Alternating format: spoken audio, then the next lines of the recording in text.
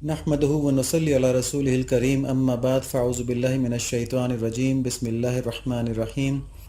ये अल्हम्दुलिल्लाह मसनबी शरीफ का हमारा 61 लेक्चर है और जो मज़ामीन चल रहे हैं उसमें मौलाना हमको ये बता रहे हैं कि हम अपनी हिदायत के बारे में इसलिए बेफ़िक्र हैं कि हमारी आँखों के ऊपर दुनियादारी की पट्टी बंधी हुई है। हर चंद के अल्लाह ताला हर वक्त हमारी रहनुमाई के लिए निज़ाम बनाए रखते हैं, असबाब पैदा किए रखते हैं, लेकिन हम उन असबाब से बेअतनाई बरतते हैं ये समझ के कि शायद हमें इनकी ज़रूरत नहीं है, हम वैसे ही ठीक चल रहे हैं। तो आज के मज़ामीन में इसी बात की तफसील है कि आखिरत से गफलत के क्या नुकसानात हैं और हमारा जागना क्यों ज़रूरी है। यहाँ पे एक बात अहम है कि आखिरत की गफलत से बचने के लिए दुनिया की मशगूलियत को ज़रूरत के दर्जे में रखना होता है। तर्क करना मकसद नहीं है, वो रहबानियत यहाँ पे नहीं है, बल्कि दुनिया को ज़रूरत के दर्जे में इस्तेमाल करना जिससे हमारी दुनियावी ज़रूरियात भी पूरी हो जाएं और हमारी उखरवी आखिरत की ज़रूरियात भी पूरी हो जाएं और हमारा दिल आखिरत के साथ लगा रहे। तो मौलाना फरमाते हैं कि हर के बेदारस्त उदर ख्वाब तर हस्त बेदारिश अज ख्वाबिश बतर। जो बेदार है वो ज़्यादा नींद यानी गफलत में है और उसकी बेदारी नींद से बदतर है। तो इन अशार के अंदर मौलाना खालिस दुनिया के लिहाज से जो होशियारी है और जो दुनिया बढ़ाने के ख़यालात हैं, दुनिया जमा करने के ख़यालात हैं, उनकी मज़म्मत फरमा रहे हैं कि जो शख्स दुनिया के कारोबार में ज़्यादा होशियार है वो अल्लाह करीम और अल्लाह वदूद की तरफ से गोया गफलत की नींद सो रहा है। इसमें देखें सामने की बात है कि अल्लाह करीम की ज़ात ऐसी बड़ी ज़ात है, ऐसी अजीम ज़ात है कि जिसकी ज़रा भी तवज्जो उस तरफ हो तो फिर किसी और तरफ तो तवज्जो हो ही नहीं सकती। तो ये कैसे मुमकिन है कि कोई आदमी ये गुमान करे कि मेरी तवज्जो अल्लाह ताला की तरफ है और फिर उसकी मोहब्बतें किसी और तरफ हों? ये तो मुमकिन ही नहीं है, क्योंकि अल्लाह ताला का जो हुस्न है, जो अल्लाह ताला की सिफ़ात हैं, उनमें इस कदर जज्ब है कि किसी और तरफ तो वो जाने नहीं देती। चुनाचे गैर अल्लाह की तरफ मशगूलियत इस बात की अलामत है कि अल्लाह ताला की तरफ से उसी दर्जे में गफलत है, यानी अल्लाह ताला को हम पहचान ही नहीं पाए हैं। तो जितना जितना ज़्यादा मशगूल हैं अल्लाह ताला के सिवा में, अल्लाह ताला के अलावा जो चीज़ें उनके अंदर, इसका मतलब यह है कि उतना उतना हम अल्लाह ताला से गाफिल हैं। अब यहाँ पर कोई ये ना समझे दोबारा वही बात कि दुनिया छोड़ने की बात हो रही है। आज इंशाल्लाह इसकी बड़ी अच्छी तफसील आएगी, अल्लाह ताला में समझने की तौफीक नसीब फरमाए। दुनिया छोड़ने की बात नहीं हो रही, दुनिया से मोहब्बत ना करने की बात हो रही है और अल्लाह ताला से मोहब्बत करने की बात हो रही है। अब देखिए गैर अल्लाह से क्या मुराद है, मा सिवा अल्लाह से क्या मुराद है। ठीक है, कोई ख़ास बात नहीं, बस सिर्फ इतना है कि इंसान के लिए तवज्जो इलल गैर अल्लाह यानी अल्लाह ताला के सिवा की तरफ तवज्जो, हर वो ख्याल और हर वो कोशिश है जिसमें वो अल्लाह ताला की रज़ा और नाराज़गी की परवाह ना करे। उसका मकसद सिर्फ नफ्स की पैरवी हो, सिर्फ नफ्स की ख्वाहिश पूरी करना हो।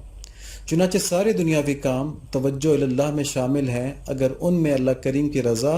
और नाराज़गी की फ़िक्र है, और सारे नेक काम भी जिनको बज़ाहिर दीनी काम कहा जाए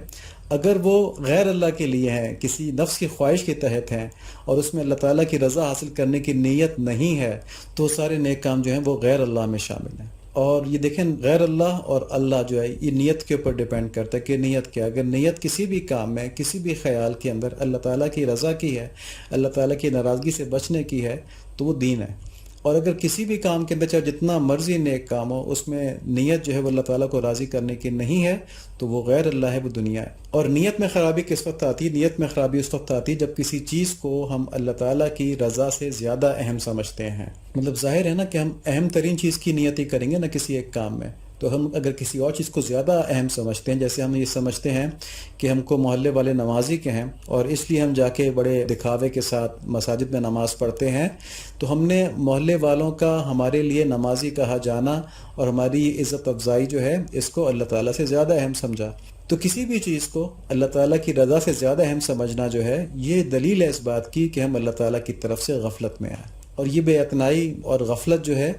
یہ اللہ تعالیٰ کے حسن میں اور معرفت حاصل کرنے میں ایک حجاب بن جاتی ہے، اور اس حجاب کی وجہ سے آدمی کو، کیونکہ اللہ تعالیٰ کا حسن، اللہ تعالیٰ کی قدرتیں، اللہ تعالیٰ کی صفات نظر ہی نہیں آ رہی ہوتی، بلکہ اس کو صرف دنیا سے کام ہوتا ہوا نظر آ رہا ہوتا ہے، اس کو اسباب نظر آ رہے ہوتے ہیں، مسبب الاسباب نظر نہیں آ رہا ہوتا، تو اللہ تعالیٰ کی غلامی سے نکل کر دنیا کی غلامی میں چلا جاتا ہے، اور اسی کی تفصیل انشاءاللہ آگے آ رہی ہے۔ مولانا یہاں پہ فرما رہے ہیں کہ دنیا کے لیے ہوشیاری اس دنیا میں نیند سے بھی بدتر ہے، کیونکہ نیند کی حالت میں انسان ظاہر مکلف نہیں ہوتا۔ اگر نیند کی حالت میں اللہ تعالیٰ سے غافل ہو بھی گیا تو اس کے اوپر کوئی پوچھ گچھ تھوڑی ہوگی، کیونکہ نیند میں تو اس کے ہوش کام نہیں کر رہے۔ تو اس کا مطلب یہ ہوا کہ جو نیند ہے وہ اس لحاظ سے فائدہ مند ہے کہ اس میں دنیا دار انسان کی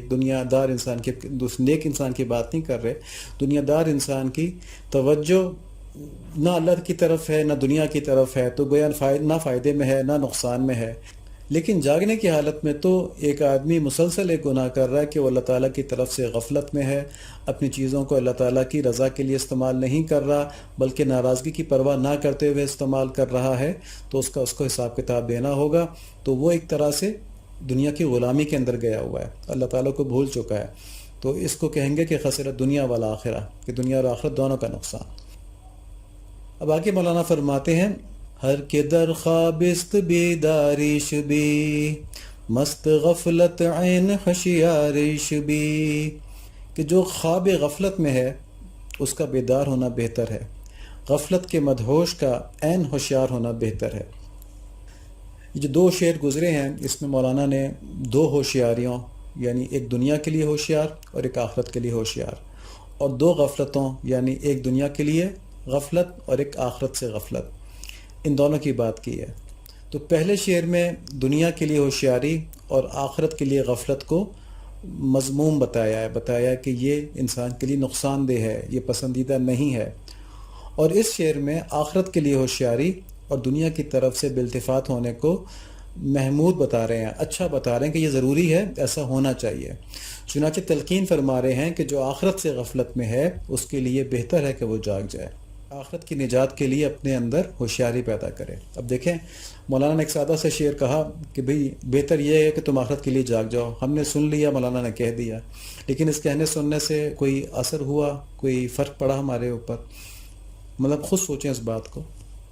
کہ اگر اس سے کہنے سننے کا اثر لیا ہوتا تو ہمارے اندر کوئی ارادہ پیدا ہوا ہوتا، ہم نے اپنی کوتاہیوں پر غور کرنا شروع کیا ہوتا، اور ہم نے دیکھا ہوتا کہ ہم واقعی کہ آخرت کی طرف سے ہم غفلت میں ہیں، کیا ہماری ساری جو کوششیں اور تگدو ہے یہ دنیا کے لیے ہے، مطلب اپنا انالیسس تو ہم کریں نا اس میں، اور اگر ہم دیکھیں تو کیا ہمارے اعمال ایسے ہیں کہ ہم جہنم کے خطرے میں نہیں ہیں؟ ٹھیک ہے، تو اس میں اگر کسی کو یہ خیال آئے کہ بھی میرے اعمال تو ایسے ہی ہیں کہ میں جہنم کے خطرے میں نہیں ہوں، تو اس کو چاہیے کہ وہ جو اکابر صحابہ کرام تھے نا، ان کے حالات پڑھے کہ وہ حضرت عثمان رضی اللہ عنہ قبر کو دیکھ کے اتنا روتے تھے کہ داڑھی تر ہو جایا کرتی تھی۔ اسی طرح حضرت عمر رضی اللہ تعالیٰ عنہ، حضرت ابوبکر صدیق رضی اللہ تعالیٰ عنہ، جو اللہ تعالیٰ کے سامنے حساب کتاب دینے سے اتنا زیادہ گھبراتے تھے، کہتے تھے کاش ہم پیدا ہی نہ ہوئے ہوتے، جو اتنا ہمیں مشکل وقت دیکھنا پڑے گا اللہ تعالیٰ کے سامنے حاضر ہونے کا۔ اور ایک حدیث شریف ہے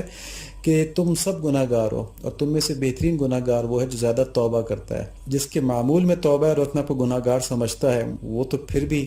مطلب سمجھے کہ انشاءاللہ امید ہے۔ تو جس کے معمول میں توبہ نہ ہو اور اپنا کو گناہ گار بھی نہ سمجھتا ہو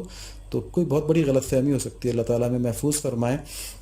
اسی چیز کو آخرت کی طرف سے غفلت کہا جاتا ہے کہ ہم جہنم کی طرف سے بے فکر ہو جائیں۔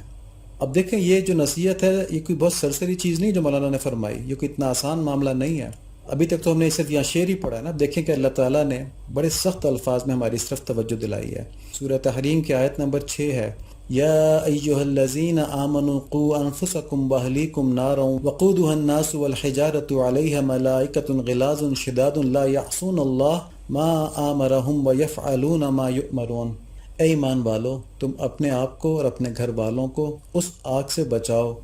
جس کا ایندھن انسان اور پتھر ہیں،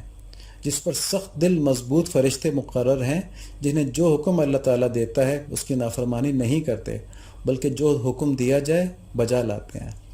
تو اس آیت کے الفاظ پہ اب غور کریں، دوبارہ ہم پڑھ لیتے ہیں کہ اے ایمان والو، تم اپنے آپ کو اور اپنے گھر والوں کو اس آگ سے بچاؤ جس کا ایندھن انسان ہے اور پتھر، جس پر سخت دل مضبوط فرشتے مقرر ہیں، جنہیں جو حکم اللہ تعالیٰ دیتا ہے اس کی نافرمانی نہیں کرتے، بلکہ جو حکم دیا جائے بجا لاتے ہیں، یعنی وہ کسی کی فریاد نہیں سنیں گے وہاں پہ۔ اور دیکھیں اس آیت میں مومنین کو تنبیہ ہے، جس کی ہم سب الحمدللہ مومن ہیں نا، تو ہم سب اس آیت کے مخاطب ہیں، ہمیں یہ بات سمجھ لینی چاہیے کہ ہم سب اس آیت کے مخاطب ہیں۔ اور اس میں تنبیہ یہ ہے کہ تم کو اللہ کریم نے ایمان عطا فرما دیا ہے، وہ مفت میں دے دیا ہے، پیدائشی دے دیا ہے، تو اب اس کو فور گرانٹڈ مت لو کہ ایمان تو مل گیا ہے، اب تو جنت میں چلی جائیں گے چاہے کچھ بھی کر لیں، مطلب یہ وہی اللہ معاف کرنے والے ہیں جو ہے نا، یہ وہ والا ایٹیچیوڈ ہے۔ تو اس آیت میں بڑا واضح فرما دیا ہے کہ مسلمانوں سے بھی ان کے اعمال کا حساب لیا جائے گا، اور وہ بھی دوزخ میں جا سکتے ہیں، چاہے عارضی طور پہ ہو، اگر ایمان باقی ہے تو عارضی ہوگا، لیکن تھوڑا سا وقت بھی وہاں گزارنا اللہ معاف فرمائے، اللہ محفوظ فرمائے۔